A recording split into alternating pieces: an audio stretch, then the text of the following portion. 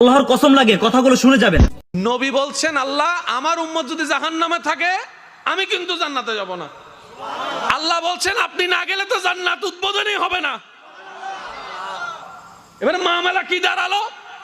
আল্লাহ পাক বলে যে আমি তাহকামুল হাকিমিন নিজেকে বলেছি, বিচার না করলেও তো জিনিসটা সুন্দর হয় না। অনবী একটা কাজ করেন, ওয়ালা সৌফা ইউতিকা রাব্বুকা ফাতারদাত, আমি কাউকে বলি নাই, আপনাকে না বলেছি। আমার সাল্লাহ কাইল্লা রহমাতাল লিল আলামিন, কারো সম্পর্কে নাজিল করি নাই, আপনাকে দিয়েছি। ওয়ালাল আখিরাতু খায়রুল লাকা মিনাল উলা, কাউকে বলি নাই, আপনাকে বলেছি। আর আমি আল্লাহ ভালো করে জানি আপনি হচ্ছেন উম্মতের দরদি নবী। আপনি নিজের জন্য কাঁদেন নাই, সন্তানের জন্য কাঁদেন নাই, পরিবারের জন্য কাঁদেন নাই, নাতির জন্য কাঁদেন নাই, যত কেঁদেছেন জীবনে সবকিছু উম্মতের জন্য।